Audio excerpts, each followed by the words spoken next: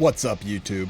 A lot of you have been asking for a Labyrinth guide that shows full auto teams. Now, I'm not a huge fan of full auto teams. Some of these I will probably use, but the reason I'm not a big fan is these fights usually take between 5 to 10 minutes to do on manual, and they can take a good half hour to do on auto.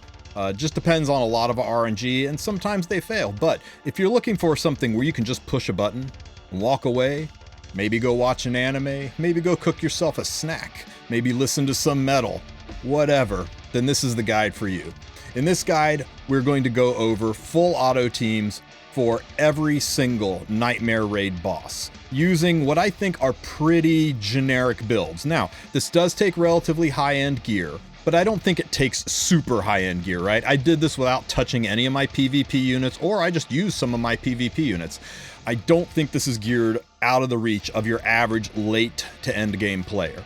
Now, for some of you early to mid game players, yeah, you know what, you're gonna have to build up to this, so stick to the manual fights or a combination of Nightmare and Hell Raid. You can switch back and forth between Nightmare Raid in purple and normal raid in red until you kind of get your legs under you as to which you can handle.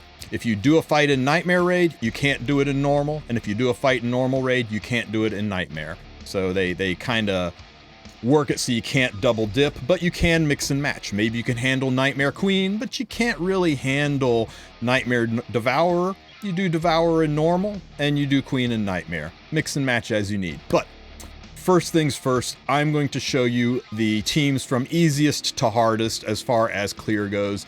And surprise, surprise, the easiest full auto team is Secretary Vera. And this is my Secretary Vera team. Now, I'll go over alternatives, but first, we're going to run Mascot Hazel. Many of you still have this unit built from Rift. If not, rebuild her. These are the aspects for Mascot Hazel you need. There really isn't a replacement for Mascot Hazel to do this on full auto. You're going to want 200% effect resistance on her, and the reason for that is you don't want your healer to be in any way, shape, or form controlled. You want to have her relatively fast. I think north of 210 speed is what you're gunning for, and other than that, just a little bit of bulk to keep her alive. I've got her on Prophetic Candlestick just to cycle her skills. The more often you can use her S2 and S3, the better. And you could run her really on any Soul Weaver artifact. You could run her on one that increases your ability to heal, like Shamadra Staff. You could run her on one that gives you additional healing, like Touch of Rekos or Guardian Ice Crystal. Or you could even put her on something like Rod of Amaryllis, a whole host of them. But I really like Candlestick for cycling her skills. That's all she really needs, some speed, some bulk, and 200% ER. If you can't quite get to 200 ER, remember there are plenty of artifacts out there that will get you the extra ER. The next unit on the team, and one that everybody should have, is Fire Mercedes. Now, a counter Mercedes I think is kind of best for this because you get that chance for extra hits, but a destruction set Mercedes would work as well. You want her on her own artifact, of course. This gives you the maximum chance for damage, and it also gives you the comes back to life ability, which is kind of important for her. I know I'm a little bit shy on the crit chance for hitting the ads, but Vera herself is green, so I am at 100% for hitting Vera, and that's really what matters. As much damage as you can give her, speed doesn't matter that much, but I do recommend speed boots so that she can take turns. You really don't want to run anything too slow on these auto teams. Next on the team, we're going to run Fire Haste. Now, I know a lot of you don't have gear on this unit, but if you still have him left over from Rift, he really is probably the best unit for the job. He's got defense breaks on his S3 and on his S1, and he hits like a truck. Make him fast. Again, you want to make sure he takes enough turns. If running slower than 200 speed, you're going to have trouble with cycling, I think. So try to keep him north of 200 speed with as much damage as you can, and try to hit 85% effectiveness. Now, I know this says 50, but I've got him in an artifact that gives me 35% extra for a total of 85% effectiveness. If you can get to 85% effectiveness without this artifact, then you can put a damage boosting artifact on him, like Our Beautiful Seasons, to make the run even faster. I strongly recommend his S1 EE to increase your chance to defense break on his S1, Makes him a little bit more stable when he doesn't stick that S3 defense break, which those of us who used him in Rift know he doesn't stick that a lot. And the fourth unit on the team is going to be Bomb Model Kanna. Most everybody has this unit because you can get her through the connections. I've put Bomb Model Kanna on Bloodstone to act as a secondary healer. This is not required, but it does make the runs a little bit more stable. She's got 85% crit chance, because remember, Vera is green. It does reduce her chance to crit the adds, but who cares about them, right? The number 2 EE to increase her dual attack chance by 5% is really, really nice. You want to try to get her to 85% effectiveness. It's not critical, but on the last stage when the boss procs immunity, her S3 can strip that, and it makes it so much cleaner. So if you can't get the 85% effectiveness, don't sweat it too much, but it really is nice to have. Again, you want her to be fast. Speed is better than damage here. Sacrifice your crit chance and crit damage and attack. All you need to get her above 220 speed so that she can cycle her turns, especially if you've loaded her with Bloodstone. Now, if you don't have Bomb Model Kanna, you can run a DPS Fire Lilius, and by that I mean lots of crit damage on Fire Lilius, and you're using her for that S3 and for her dual attacks. Now, the stability issue with Fire Lilius is sometimes she pulls the Soul Weaver, right? Sometimes her dual attack pulls Mascot Hazel, and it can slow the fight down enough where I've had some failed runs that I didn't have with Bomb Model Kanna. Bomb Model Kanna really seemed to stabilize and make my runs more efficient than Fire Lilius, but if you have and really want to try out Fire Lilius, she did complete successfully, just not as often. So here's the fight. Let's jump in, let's teleport down, and let's press auto. All skills are on for this fight.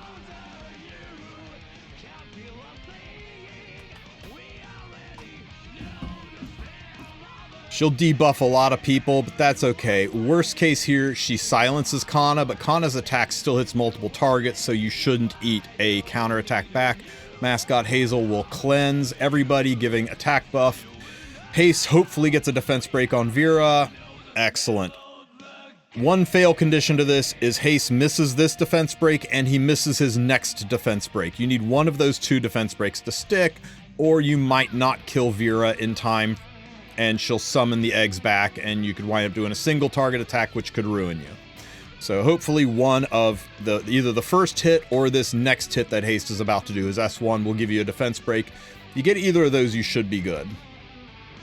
But as you can see, if you get that first defense break especially, you chew right through this.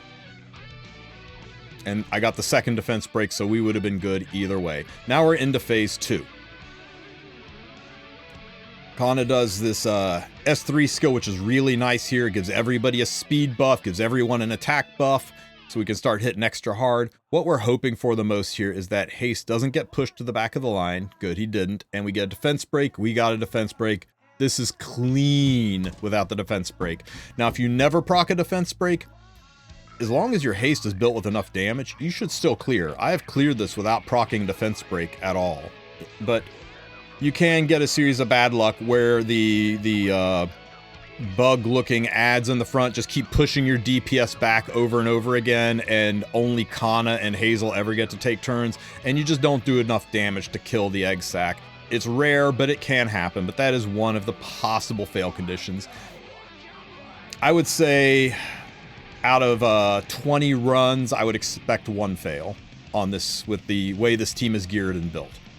Now, unfortunately, Kanna is sitting there with a provoke on, so she's not going to be able to S3, and we're not going to be able to get the strip. So that's a little disappointing.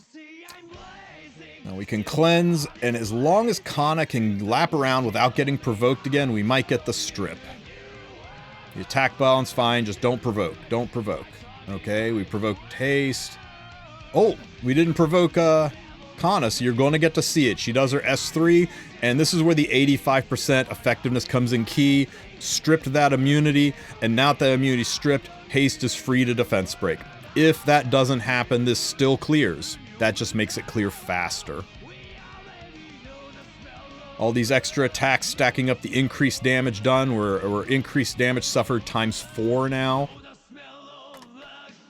Hazel attack buffs. Haste gets pushed to the back, so no defense break early on from him. Unless we get a lucky dual attack. Nope. Okay, Haste, show me a defense break. Oh, it was his S2. His S2 is nice, because his S2 is a solid heal and puts the vampirism, vampiric touch, so that additionally helps people heal. That vampiric touch is why you can get away without Bloodstone on Kanna, but again, if you have Bloodstone, just more stability. Okay, show me a defense break, Haste. You can do it. Haste, you are awful. I hated this in Rift, where he has a 75% chance to defense break and it just never seems to proc. If that defense break procced here, this would have done so much damage, but it's okay. We don't need it to full clear. There's the defense break. Watch how much harder this hits. It did like 25% damage in those 2 hits. It's crazy how much more damage you do to defense break. Nice hit, Kanna. One more big hit from Haste. Nope, Haste didn't even get a chance to shine because a counterattack from Mercedes finished it off. And there you go. Secretary Vera on full auto using pretty free accessible units, right? Everybody has Mercedes. Almost everybody has Mascot Hazel, and if they don't, they should get her. Everybody has Kanna. I mean, she's a connection hero. And Haste, if you don't have Haste, run Fire Tenebria. One of those two would work in this position. They both are good, solid defense breakers with an AoE S3 skill that can help clear the ads. I just like Haste a little bit better because of his S2 heal, his Vampiric Touch, and his defense break on his S1. He just feels better, but Tenebria would work just fine. Alright, full auto team number 2. We're going to move over to Jewel Leaf Council. For Jewel Leaf Council, we want to run 3 healers. I know. Big pain in the butt. If you are missing one of these healers, you could potentially replace it with Bernard. I would not try Ocean Breeze Lulika, too many debuffs. But let's go through these first. Now, I am told that it's possible to ditch one of these Soul Weavers and put a really good green damage dealer on the team, like Zahak, like Giselle, possibly Green Bologna.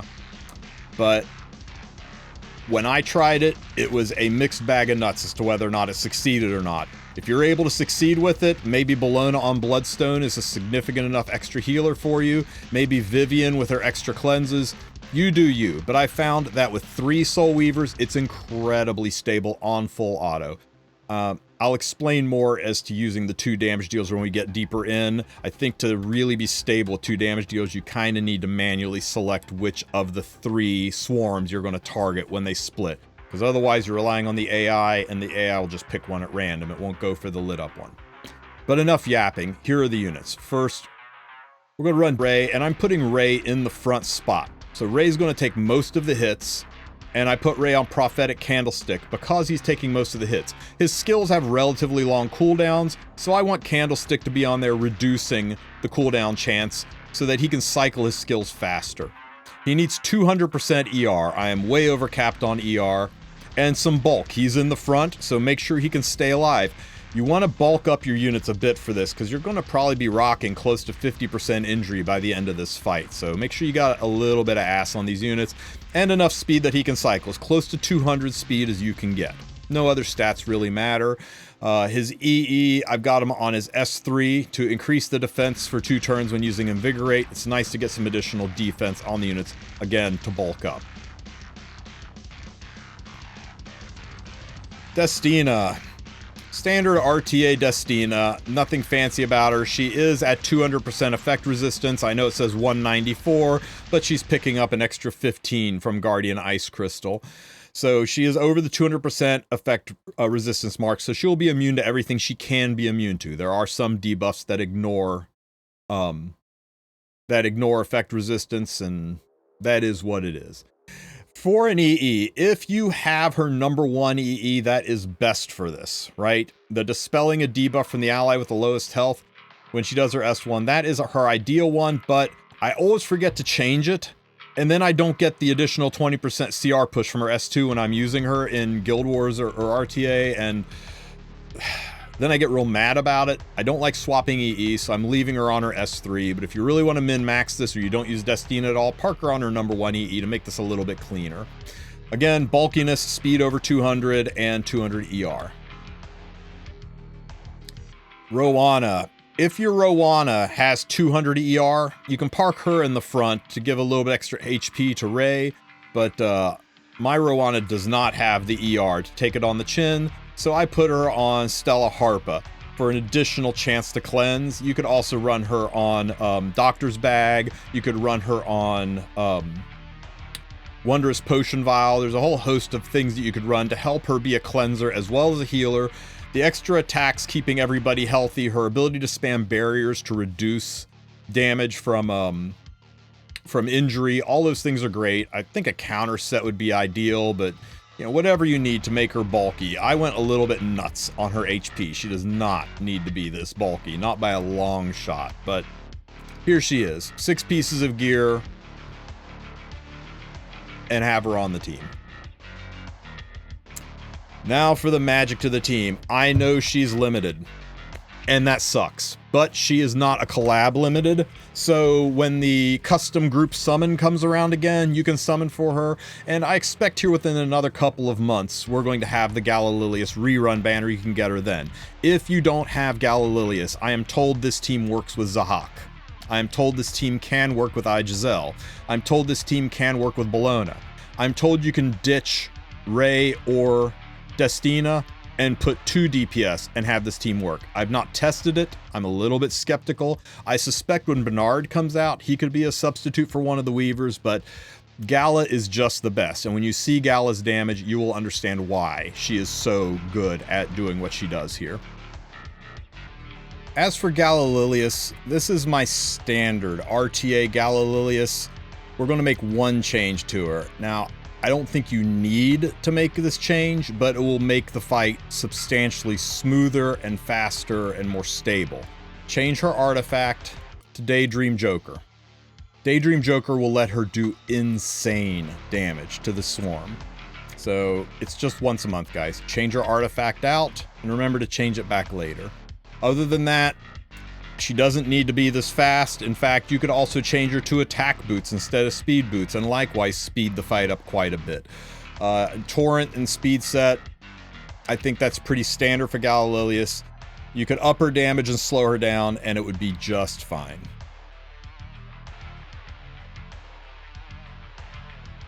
Let's jump right on down here to the mosquitoes. I find it ironic that the 2 easiest fights to do on full auto are the 2 hardest fights to do manually. Now, this does have a fail condition to it, and the fail condition is you were just giga unlucky and the AI always selects the wrong swarm. That can weaken you to the point where you might not make it out alive.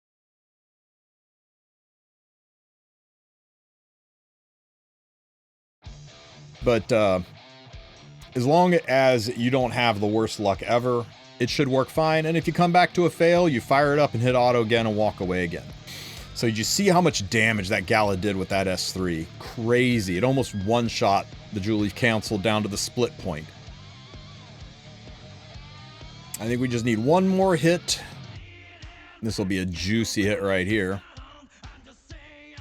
Bam. Okay, and that'll cause the mosquitoes to split. The front one's the gold one. Do we hit it? We don't. So this happens, right? Now, if you're sitting at the computer watching it and you want to clean this up, you can click this little target thing down here in the bottom right-hand corner. You click on this and it lights up the swarms and you can select the swarm you want it to hit.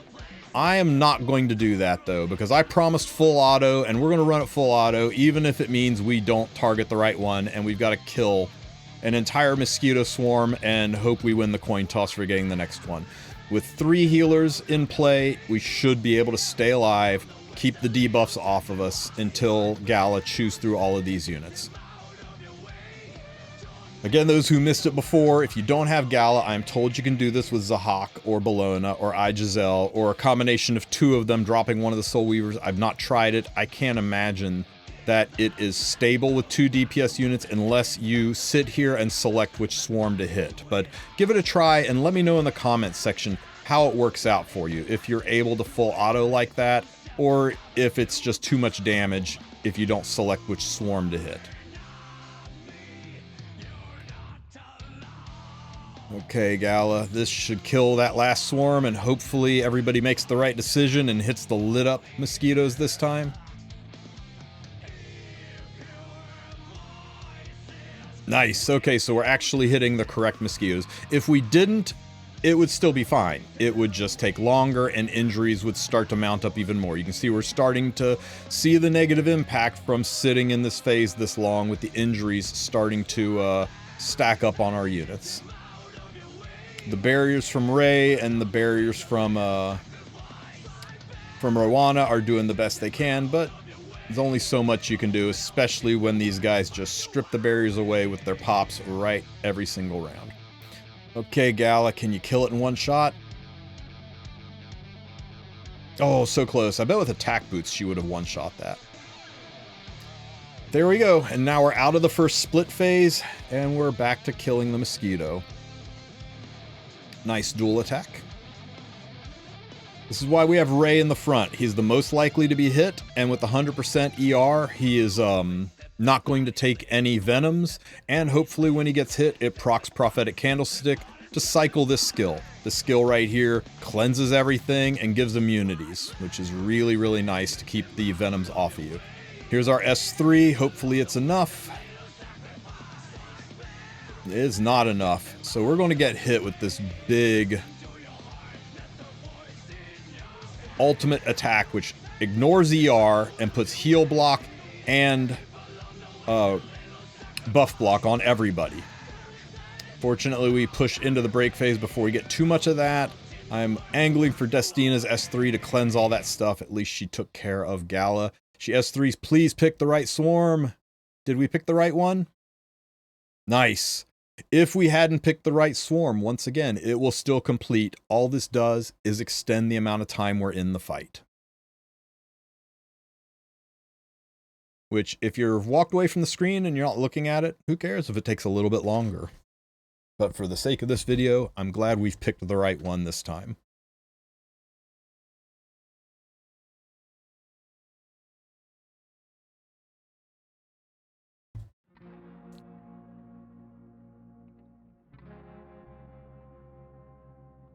One more big hit from Gala.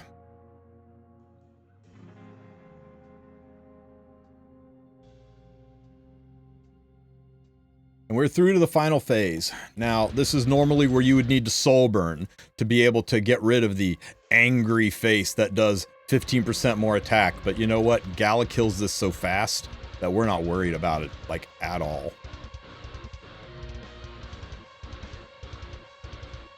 We actually made it out of this with relatively low injury.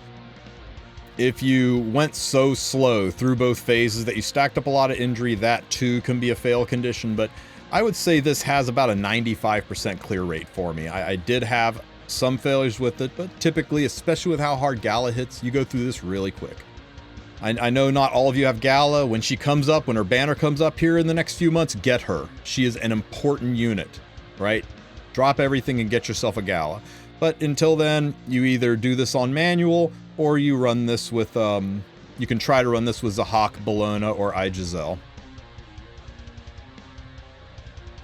Ray will cleanse all of the BS away. See, even though he's got the maximum angry face for the 45% boost to the attack, it's still not enough to kill through 3 Soul Weavers, and Gala just brings the nuke and destroys him in one hit. So there we go. Full auto Jewel Leaf Council. Hope you guys like it. Okay, the next on the list is going to be Devourer Arahakan. Champion Zerado's back, baby. I built this team a little bit different from some of the more common auto teams out there. You can run, instead of Seaside Bologna, because I know she's limited, you can run, instead of her, you can run Abyssal Euphine.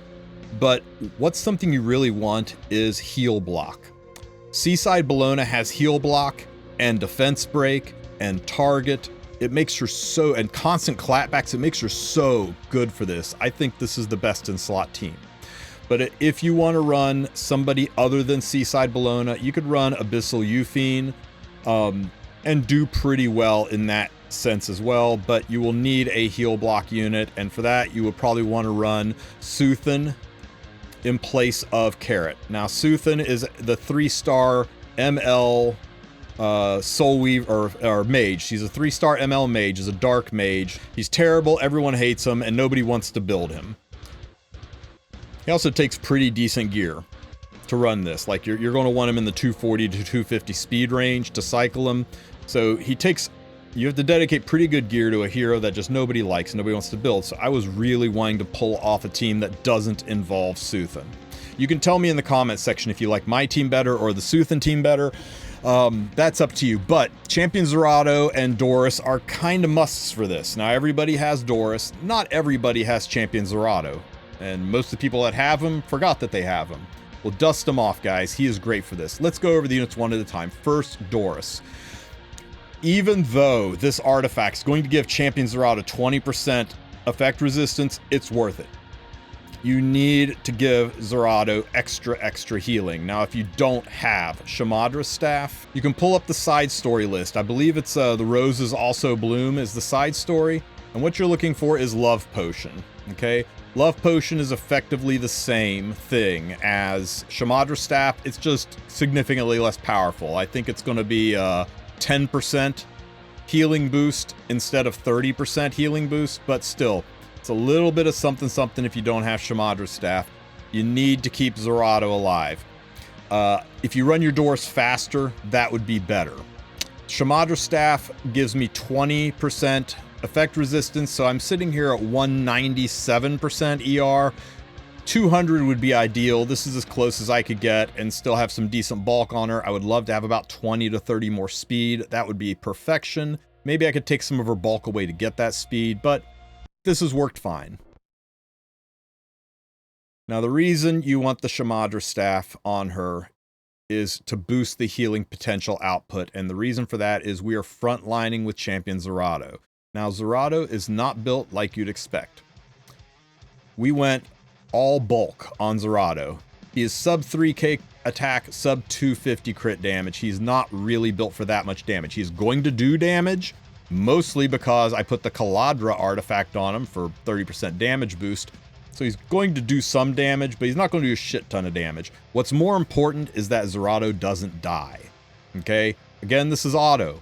It doesn't matter how long it takes, as long as it gets it done while you're AFK. He needs a lifesteal set. His built-in self-healing will not be enough without the lifesteal set and the boosting from the extra artifact to keep him going. Unless you're going to get another 2 or 3k health on him, and then you're talking about slowing this down a lot. I do think you want the 86% effectiveness, because there is a chance he can get a defense break stuck on him, and he can throw that right back onto the Devourer when you're when you're in the phase where you can actually debuff him, and that is really nice. Also, his S3 has a defense break on it that you can stick. Now remember, you can't defense break the spiders in the front, so if you can't get the effectiveness on him, just bag it and put the rest into his bulk and damage. His speed doesn't really matter. Almost all of his stuff's going to come from counterattacks. Make sure he's got as close to 0 ER as you can get. If you want, instead of Caladra, I know it's limited, but you can run a Fairy Tale for a Nightmare for an extra 1200 fixed damage per hit. The nice thing about this is true damage, so it goes right through the 90% damage reduction that Devourer has. So you can actually stack up a little bit of damage in the in-between phases. I think the damage that Caladra does during the phases where you can hit them out damages this. You can let me know in the comment section if you disagree with me on that or not, but either artifact works. But hey, limited time artifacts, so I'm trying to make this as free to play as possible and avoiding ML5 units and limited units. I know we just did one with Gala, but hey, what can you do? Next on the team is Researcher Carrot. Carrot is going to be our principal debuffer. She is there to stack multiple burns. Now, why do I like Carrot better than Aramintha? Why do I like Carrot better than Suthen? Why do I like Carrot better than Haste?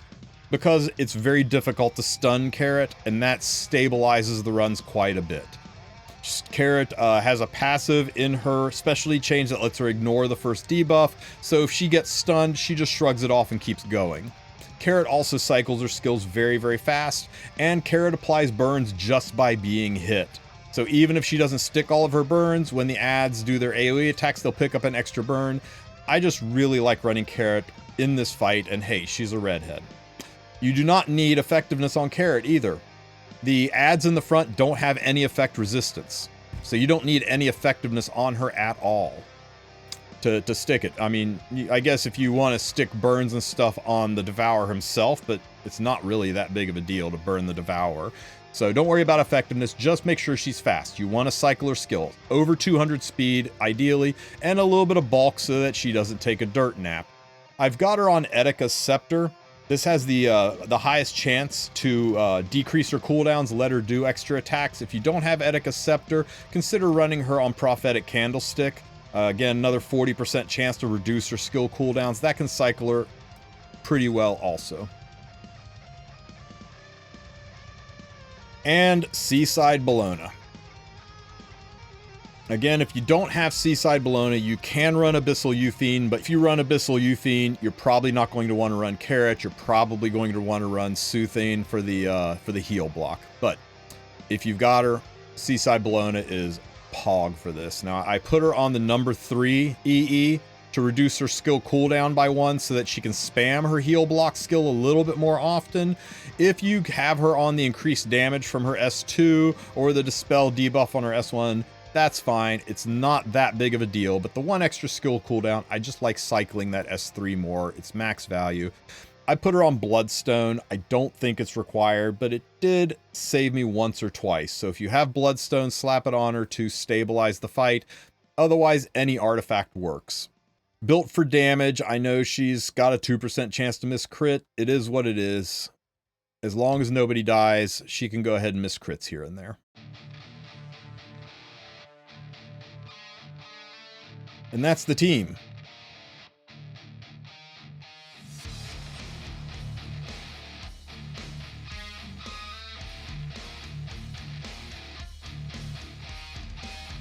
This is one of those fights that can go fast or it can go slow. It's very RNG dependent on getting the heal block at the end of the fight. The first half goes relatively quickly. Nice how I didn't get the double burns on any of the adds right out of the gate, but when they S1, the splash from it gives them the burns, so right out of the gate we've got 2 burns on both the spiders. Look how often Bellona claps back, so we're able to decently do damage to the spiders. Zerato gets his S3 off. We can't defense break with it, but hey, we do get an attack down. And Carrot is only going to hit the boss, so you don't have to worry about her dispelling her own debuffs. Now, the defense break on Zerato is what we want. I know, it sounds crazy, but we want it because you can't defense break the spiders, and the Devourer himself is currently immune. So it's a permanent guaranteed extra attack every time they splash, at least until it wears off. So we get these guaranteed slapbacks, and it actually speeds things up. And even that's why you want Zerato extra bulky, right? You want Zerato to be bulky enough to take these hits while wearing defense break so he can do his slapbacks. If you go with a lighter weight Zerato, you try to build him for more damage, sure, you might speed it up, but he also might die from a good hit from the Devourer while he's wearing defense breaks. That's why I went extra bulky and a little light on damage.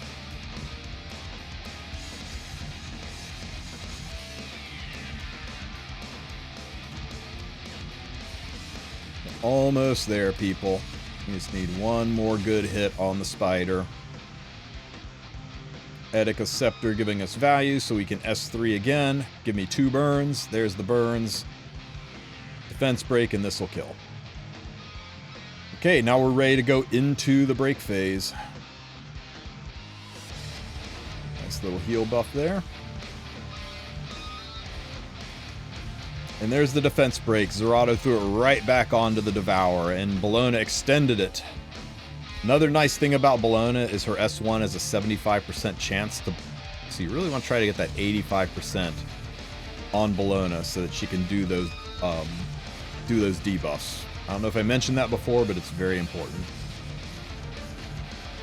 There's the target, so now we're doing really good damage, even though we don't really have any super high damage dealers on the team. We're below the 75% mark.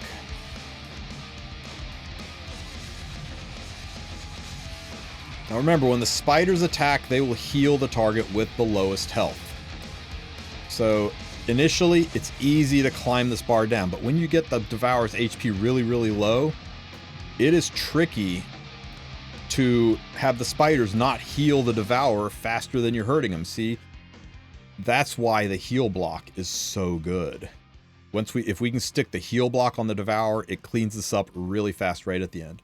Okay, we didn't quite get to 50%, so we're going to have to go around the horn one more time, but those spiders are pretty close to being dead, so it shouldn't take too long to push us over the edge. Especially with the S3 going off here, so we get those multiple burns.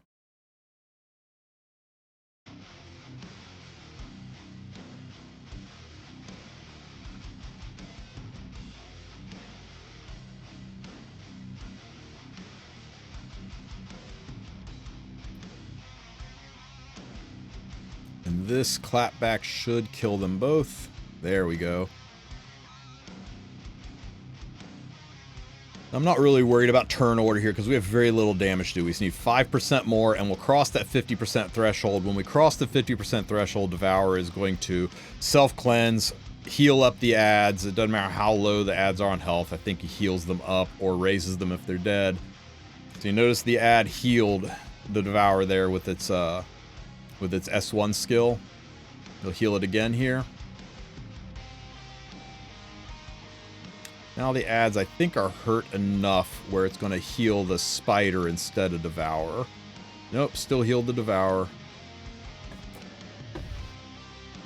So close. Definitely will heal itself now instead of the Devourer. One more hit, and we've crossed the threshold, so we have passed the 50% mark, and we're into phase 2 of the fight. Devourer goes back behind his protective shield, and the adds are healed up. Time to kill the adds again. Now the Devourer's going to get healed a lot here because we have to wait for Carrot's burns to come back so we can start hurting the adds enough. So don't be disheartened if you see the Devourer heal almost all the way back up. You notice Carrot took that stun there but didn't get stunned. She immediately cleansed it when it landed. That's why I really like Carrot for this fight. The heal block is nice, except we can't stick that on the Devourer. Here goes the burns. Hopefully we can get some damage from Serato off here. Enough. Not quite enough. Still healing the Devourer. This should definitely start healing the other spider, who won't get healed because of heal block.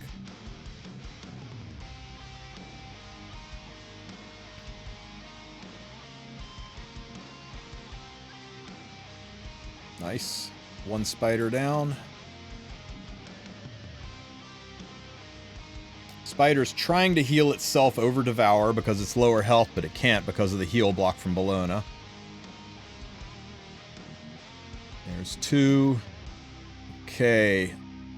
And now the spider is vulnerable.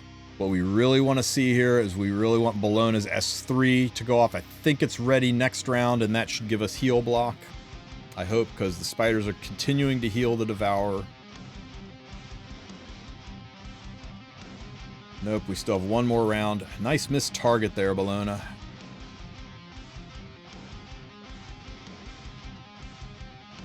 Fence break. Nice. Nice. Okay, Carrot, show me some burns.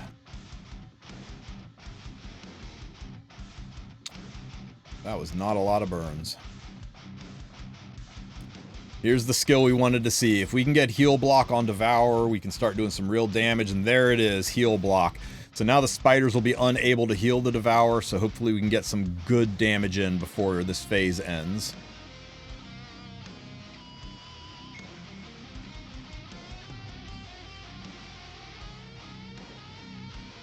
Down to the 50% mark again.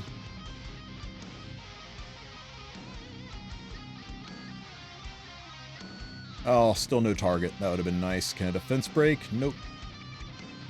Show me some burns, Carrot. I got 2 burns on the south-facing spider. Okay, we're out of the break phase. Again, the spiders are just healing themselves because that one spider is on death's door. Oh, never mind, that one spider is dead. I think the second spider is still hurt more than the Devourer, so this should heal him. It did, instead of the Devourer. I hate that they steal the regen buff from Doris. Carrot lays down some burns. The heal block's a little unfortunate that this happens now. Would rather have this gone off when we were inside the break phase, but it is what it is. We should still be able to do pretty good burst damage here. Spiders are back and ready to heal the Devourer. We got the defense break, we got the blind, we popped the burns. And he's up 5%. We splash around, he's down 5%, and he's up 5%. And this is the treadmill. This is the push and pull. And where we're going with this fight, what we're looking for with this fight is we're hoping to get the heal block from Bologna, and that stops the push and pull of this fight. Got a blind. We're sitting at, what's that, about 45%?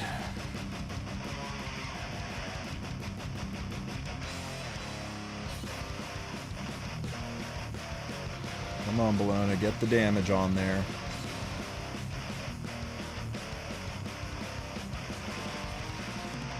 Down about 30% now, 32%, 28%. Spiders want to heal it up a bit. I think Bologna's S3 is going to come in just a little bit too late. Tuning was a little bit off. We get out of this phase.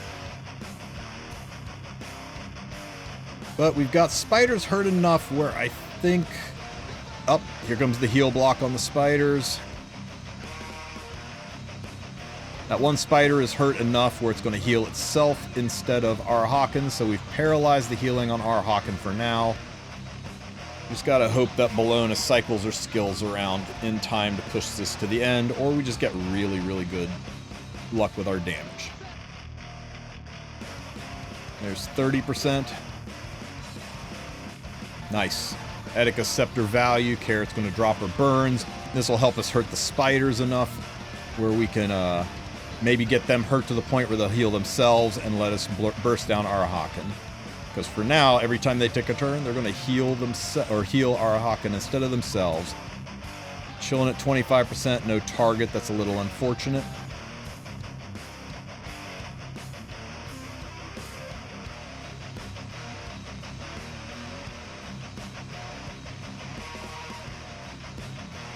Ooh, more burns. We like it.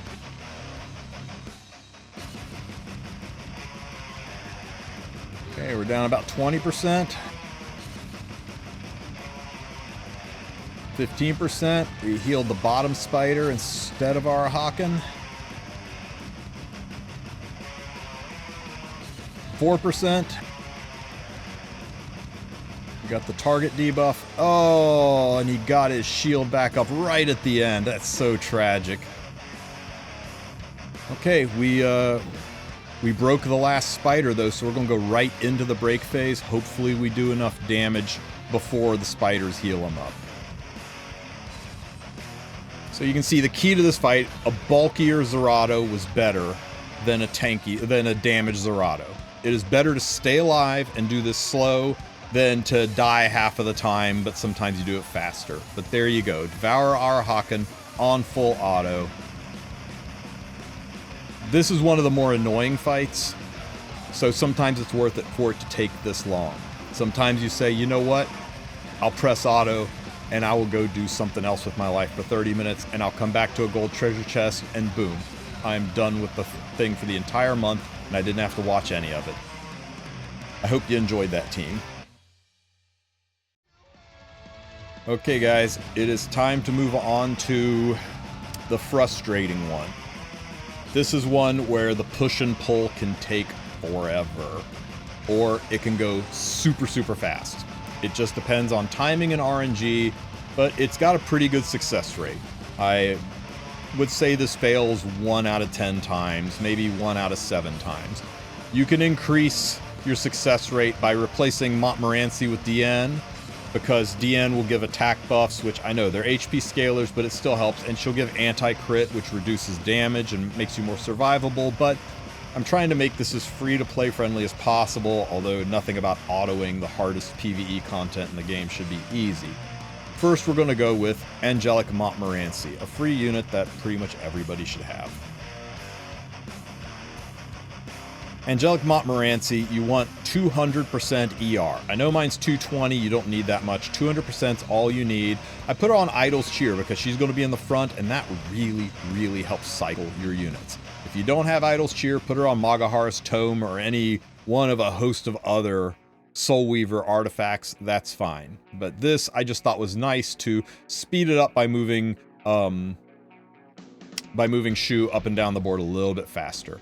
Some bulk and some speed, close to 200 speed as you can get, and a decent amount of bulk because she is in the front. She's going to be getting hit a lot. I think if you go lighter than this, you're going to want to put her on Tome or Candlestick to cycle her healing more, because she's not going to survive constantly being smashed in the face with less bulk than this. Next is Elena. If you don't have Elena, substitutions could be DN, Amelia. That's about it. I don't much care for Angelica in this, because Angelica, most of her cleansing capability comes in the form of an immunity buff, which just gets stripped away, and she's slow. She's very slow. Elena comes with an ER buff, which is really, really nice when you're in a situation where you just don't want people to get debuffed. So if you've got Elena, run her. She is best in slot for this. On Elena, I put her on Celestine just to give her some extra healing when she's doing her S1 attacks, because otherwise she doesn't really have healing, except when she is responding to an AoE attack. I've got her on the number 2 EE to dispel an additional debuff from allies when using her S3. Doesn't really matter what one you put her on, but this one is nice for cleansing, and cleansing is very important in this fight. Have her as fast as possible, north of 200 speed is ideal, and give her enough bulk to survive, and once again, 200% effect resistance is ideal. I know she does give an effect resistance buff, but especially on full auto, you don't want to rely on that. So try to get it there organically if you can. Otherwise, at least 150, and you're going to be relying on her ER buff from her S3 a little bit more heavily. Next is our Lord and Savior Brieg. Brieg is just better than Ran. Ran has fewer chances to defense break, and is a little easier to kill. Brieg is very, very difficult to kill because he's an HP scaling knight, so you can really stack the HP on him. You only need 85% crit chance because we're fighting fire units. I know I've got him on an artifact that gets me up to 100%, and that's because I use Brieg in expeditions, and I'm too lazy to remember to change his artifact after I do Nightmare Raid. In a perfect world, you change this guy to Daydream Joker. If you put him on Daydream Joker, he will significantly contribute to the damage, but I would do that and then forget to change it and brick my expedition. So I'm leaving him on his crit chance artifact. He needs 35% effectiveness. Now I know you need 85, but his passive gives him 50. So you only need 35, and his passive of 50 gets you to the 85 you need to stick the defense breaks. So in a perfect world, you run him faster. I think on a speed set, he would be better. I've just got him on random pieces of gear, so he's a little bit slow. A faster Brieg would be more stable, more consistent in this fight. So if you've got the ability to run him up to, say, 220 speed, you'll probably have more stable runs. And the last unit on the team is the Rat, everybody's favorite Shu. I don't know that we really have an alternative for Shu in this fight. If you don't have Shu in this fight, run one of the manual teams and just get it done. But if you do have Shu, then the world's your oyster for auto. She needs to be on Daydream Joker, trust. You need the extra damage from this artifact, or you're going to struggle with the final phase. She's not going to do enough damage, and the push and pull mechanic I was mentioning before, it just For the love of God, put her on Daydream Joker. Put her on the EE that gives her an extra chance to hit with Chop into Fwoosh. Other than that, bulky, lots of HP. The more crit damage, the better. I wish I had more because crit damage amplifies Daydream Joker, but I'm just running her with what she's got. I think a crit damage neck might do better, but I wanted her to be bulky. Anyway, this is my standard RTA shoe.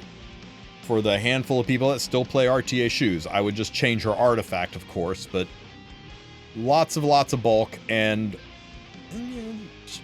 forget it. She doesn't need speed. I got her on HP boots. Who needs speed, right? And that's your team. Now, this one does have a pretty decent fail rate, and that fail rate is you constantly get stuck with debuffs right before both your Soul Weavers are able to cleanse them, and the push and pull mechanic of trying to knock the guy out of stealth. Your tuning on Brieg gets screwed up, so you just struggle to knock him out of stealth. He keeps cleaning. Sometimes this fight just takes a few minutes, and sometimes it takes a half an hour. It all depends on RNG. I hate this one the most for auto, and of all of them, this is the one that I'll probably do on manual. And I'll explain how you can do it on semi-auto as we get into it here. Everybody's skills on, we run into the fight.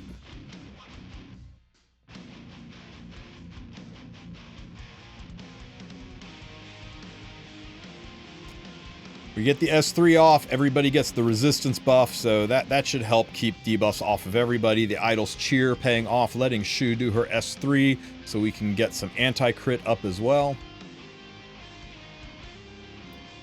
Brieg does his S2, barriers on everybody, and hopefully sticks a defense break. It would be really nice to get a defense break early on so we can push the phase. There we go, a nice slow debuff. Hey, fancy dual attack with Shu, we take it. The Idol's Cheer pushing Shu up into an S2 Fwoosh. Extra damage. We're really close to the point where we push Karkanis into the break phase, and there we go. He self-cleanses, and he stealths. Now, in a perfect world, you need Brieg to do one more attack to push him into his S3, which will go into Karkanis and strip. We got it off of a dual attack, and the secondary attack goes into Karkanis. If you don't get this, and stealth stays on, Karkanis starts to heal. It's not a big deal, it just slows down the fight. That's the push and pull I was talking about, where it gets really frustrating watching Karkanis heal all the way up, because when he attacks while stealthed, he self-heals. So we got a little bit lucky there, although I think Brieg was getting ready to do another attack. Here we go with an attack, that gives him full focus, and he's going to S3 into Karkanis, getting rid of the stealth that he got because his ultimate skill went off. We got 15%ed on the defense break, that kind of sucks. Shu has got a debuff. That means Karkanis is going to self-cleanse and counter. That's something you want to reduce happening, and that's why we've got 2 Soul Weavers who cleanse on just about every single one of their skills. And we get the defense break up again.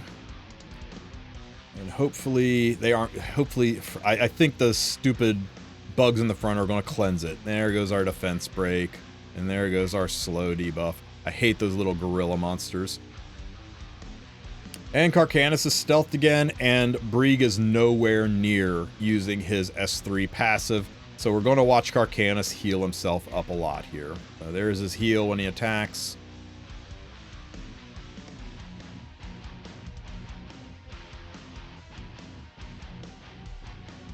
This here, do we S1, and we're going to go into the S3, so good, we're getting rid of the stealth. Because we got rid of the stealth, we save ourselves for one more heal. We did not get the defense break yet again. Lovely. Not getting the defense break doesn't mean the fight's not going to happen, it just slows the fight down. And he's right back into stealth, don't you love it? And he heals himself again when he takes the turn.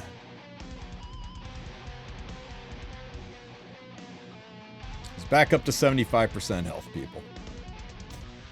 Shu's going to do an AoE. Unfortunately, my Shu does not hit hard enough to break the shield, so he is still in stealth, so he's going to heal himself again when he gets a turn, unless my Brieg gets real lucky here. My Brieg is not going to get real lucky unless he's no way he's going to dual attack. We're just going to watch Karkanis heal himself back up to 75, 85% health. Nice. Thank goodness we got Daydream Joker on Shu so we can chunk in some damage fast. A faster Brieg would definitely make this cleaner.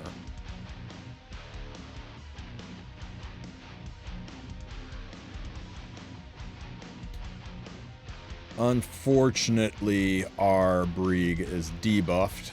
Is he going to cleanse? Nope, he's still going to hit with a debuff, triggering a counterattack. But we self-cleanse, and do we stick a defense break? We do. We finally don't get 15%ed. Oh, but Shu's not going to be cleansed in time, is she? And the stupid bug things are going to strip. Man, ain't nothing going right this run.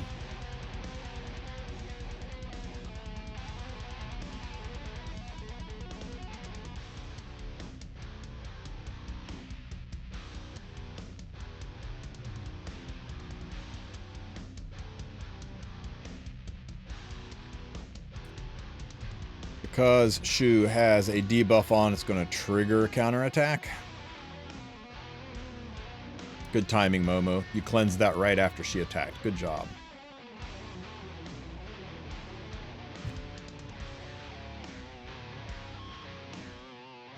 Okay, we're starting to move the HP bar in the right direction.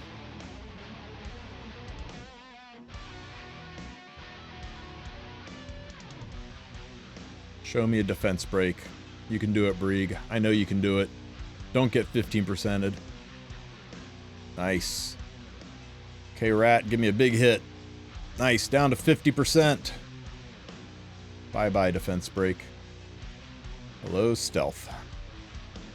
Luckily, Brieg is ready to go with his extra attack, so we'll be able to send him right into Karkanis, removing the stealth, and hopefully replacing it with a defense break. There we go. Shu gets a good hit in. We are so close. Can we get a counter?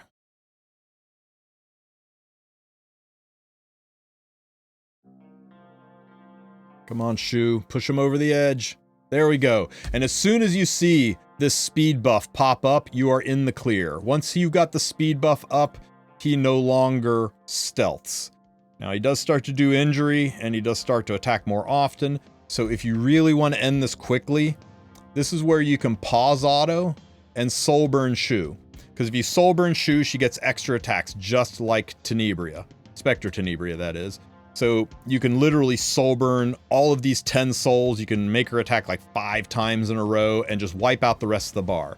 But I said I wanted to give you full auto, and I'm giving you full auto. So if you aren't in front of the computer, you can just sit back and finish doing what you're doing and come back to a gold chest, because this should clear on its own without doing those soul burns, especially if we keep luck sacking those defense breaks.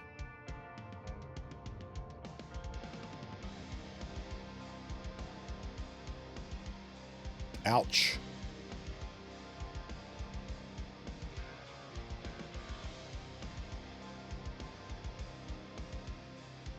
Get another defense break here, although I think the little bugs in the front are just going to cleanse them. Counterattack? Nice. Almost there, guys. And, oh, nope, that's into the bug. But this one finishes it off, and there you go. A little slip, a little stumble, a little tumble, but full auto, full clear on Karkanis. Now, you were able to see some of the fail conditions, right? I mean, they do exist. This isn't 100% guaranteed full clear, but hey, it's full auto. Press the button and go, and I don't think any of these builds were wild or out of the ordinary. They were pretty standard builds. Now, you could probably build a destruction set Shu and do more damage, but I really like her on counter. I think some of the counters were really, really useful in pushing it forward. My only suggestion to improve the builds I have here, put a little bit more speed on your Brieg if you can pull it off. And now the last fight. This is probably the easiest fight to manual, but here's my full auto team. Now, a couple of options. First, Tamarin. The option to Tamarin is pull Tamarin. And if you haven't pulled Tamarin, then you need to pull Tamarin, because Tamarin is the only unit that can full auto this fight. There are no other options. If you don't have Tamarin, click the link in the description for my Nightmare Raid playlist and look for the manual team that lets you do this without Tam.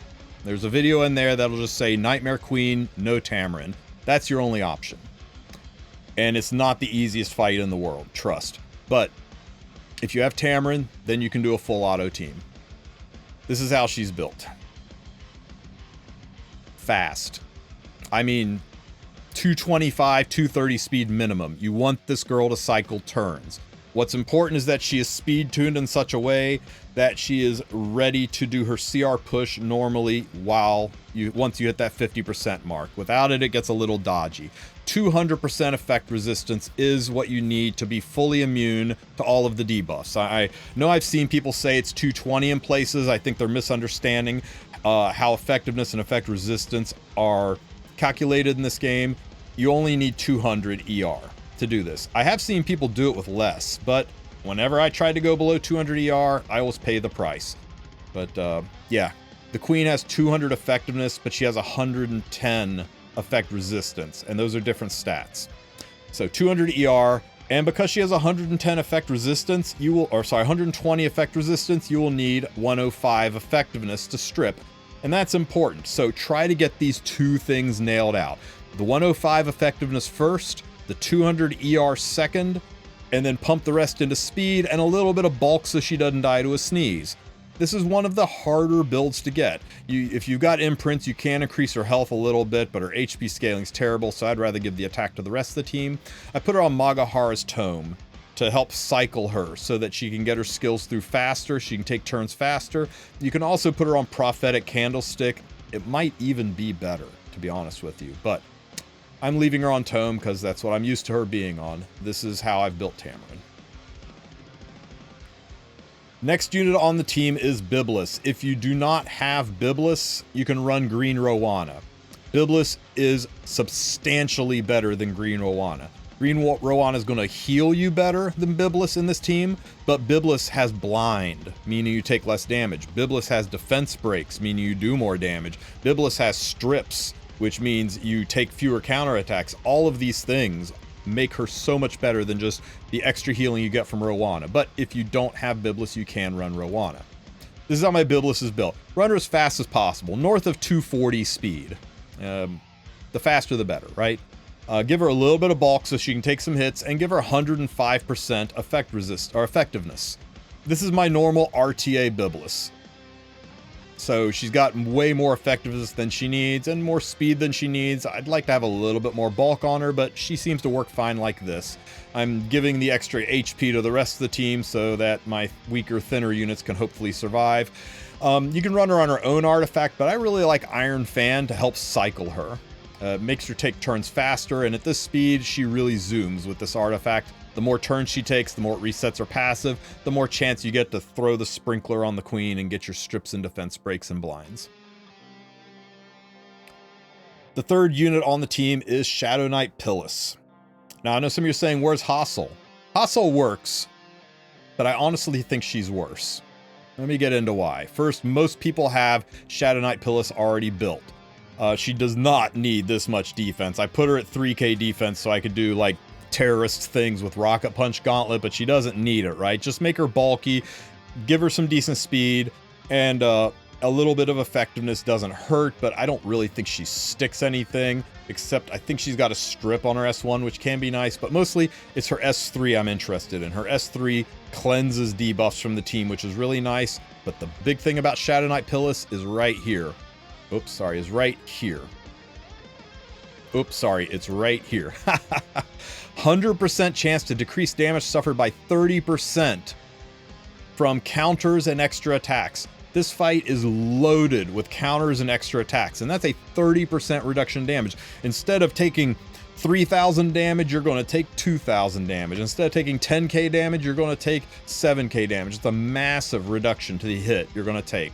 Now, if you don't have or don't want to build Shadow Knight Pilis or haven't done her SC yet, you can totally run Hassel. Hassel has a similar skill. It's only a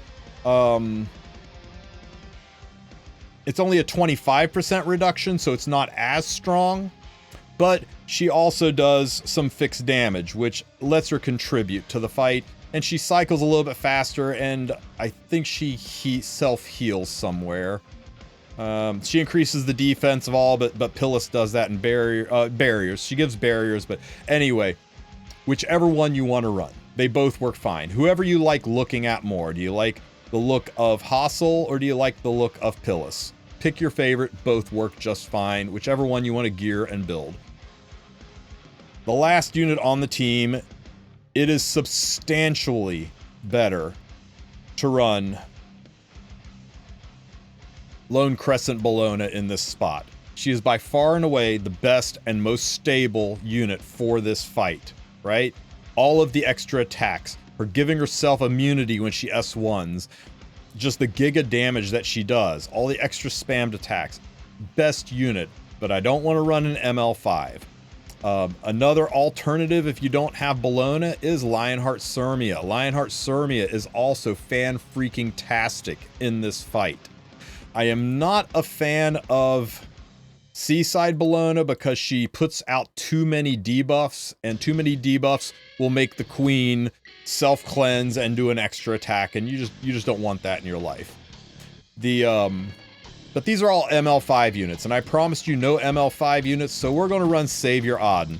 Savior Auden is freakishly a little bit faster than Bologna because she hits like a truck, because she's got all this extra damage versus dark units, and the queen is a dark unit. But the fail condition is she just doesn't dodge. She gets focused like 2 hits in a row, and she doesn't dodge either of them, and she just explodes and dies in the run bricks. You don't have that happen with Bologna. So if you got Bologna, run her. But if you don't have Bologna, here's your free-to-play option with Savior Auden. I just loaded her up on as much damage as I could. I said, screw trying to be bulky. You're not going to tank it anyway. I just went giga damage and put her on her own artifact because her own artifact does extra damage versus dark elemental heroes. So that really lets her burst it down. And her gold shield can help keep your team alive. And the clapbacks can actually strip. Although at 6% effectiveness, I'm probably not stripping much.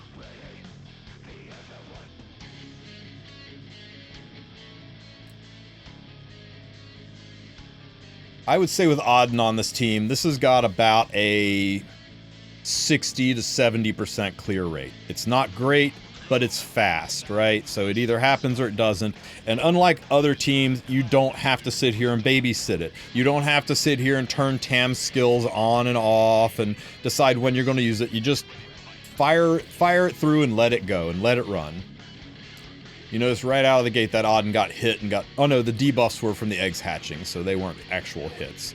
So Tam is going to take a lot of shots to the face, and this is why you want a little bit of bulk on the Tam. She'll heal up, Tome will push her up, she gets hit in the face a few more times. Now the queen's got Gab, is starting to hit really hard. Those defense breaks are really starting to hit home. We're going to take more shots to the face. Defense buff. And she finally takes her turn and transforms. You can see where Candlestick might be favorable here for getting her to the transform faster. Okay, we have cleansed everybody up. Now we can take turns. Auden gets crit because of course she does. Tam strips, that's why you want the 105% effectiveness on Tam so she can strip. And we have healed everybody up and the team is now stabilized into the first half of the fight. This S3 can cleanse, it also puts barriers up, and we get a nice gold shield from this, and some really big damage. Been bigger if there was a defense break, but hey, do what you can do. I really like Biblis for this skill right here. Puts a blind on the queen, and blind queens have a 100% chance to miss Auden. And there's the sprinkler action, which hopefully strips and puts a defense break up. Very nice.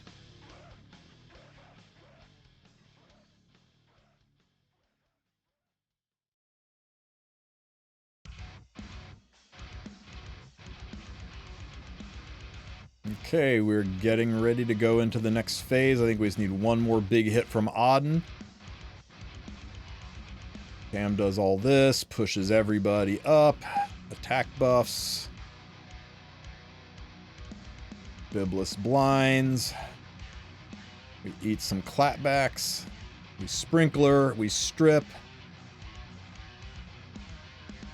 Pop, pop. Bam. Is that it? I think that's it. Okay, now we're into the break phase, right? Fortunately, we got a S1 before we can do anything else. Take some hits, and now Tam cleanses, pushes everybody up. Everybody sheds their shells. I don't like those defense breaks. Of course, we crit Auden. Sprinkler, strip and defense break. Show me everything. Strip and defense break. Beautiful. Man, these guys hate Tamarin. Blind? No blind.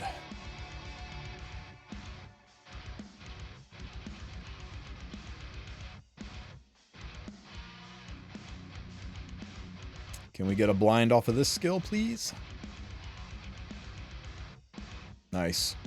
So we're eating some counters. We sprinkle, and we get the defense break, but no strip. That's unfortunate. There's a lot of counters that happen on this phase when you don't have that strip up. Show me strip. Got the strip, and we renewed the defense break, so much better shape now. Those bleeds are stacking up on poor Bibliss. Think you guys could stop hitting Bibliss, please?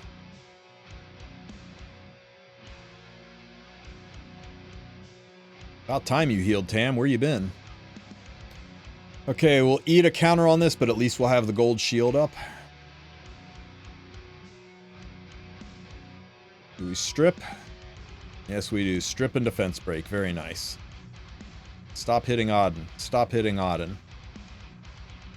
Can we get a blind, please?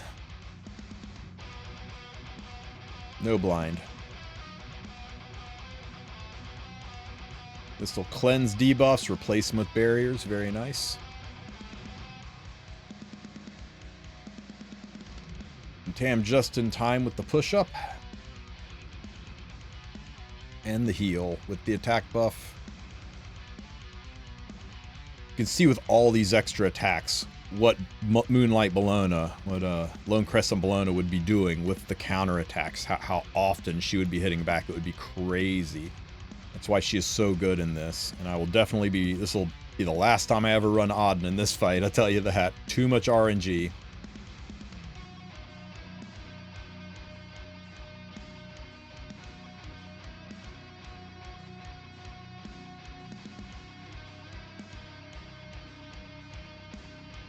And the defense break. And we did not strip. That's a little unfortunate.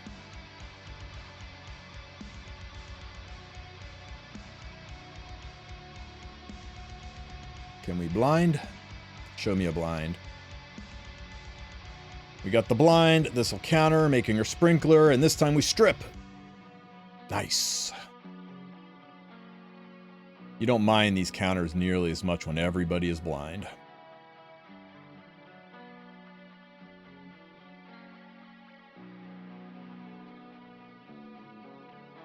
I think Auden just got hit 3 times in a row there. Thankfully, none of them were crits. 4 times in a row. Strip and defense break. Nice. You can see why I really like Bibliss over Rowana for this fight. She really pulls it together.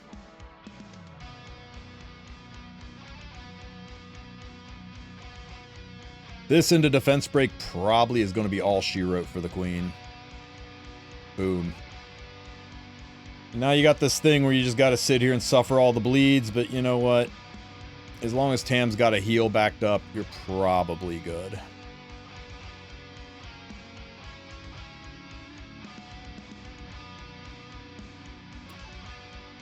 Nice thing about this final phase is even though the queen has buffs, there's nobody left with her to counter. So even when you hit her, you don't have to worry about counters because there's no adds to counter. All her friends are gone. And it's just a matter of time before she takes a turn and then gets killed by Tamarin or Auden's clapback. And there you go. Full auto for Queen. And I think that does it. That is full auto for every single boss in Nightmare Raid in order of stability. So I think the Queen is the least stable because it's got the most RNG, especially if you're using Auden. Executioner Karkanis has got the second most RNG because you're relying on a little bit of luck. Devourer has got minimal RNG. It's just mostly sitting there and waiting forever while that fight goes through. And then as long as you have the units, Jewel Council and Secretary Vera, like that. I hope you guys enjoyed this video. I'm going to put a link in the description to Zupido's site where he has even more comps to do full auto. Guy's a national treasure. Go check out his site. It's got way more than just full auto teams. It's got expedition teams and hunt teams. It really is a nice resource for how to do PvE in this game. And yeah, put some respect on his name. The guy put together a really nice piece of work for everybody here and didn't ask for a dime to do it. So I hope this helps you guys out. If you have any questions, ask them in the comment section. And as always, like and subscribe. Have a great one, everybody.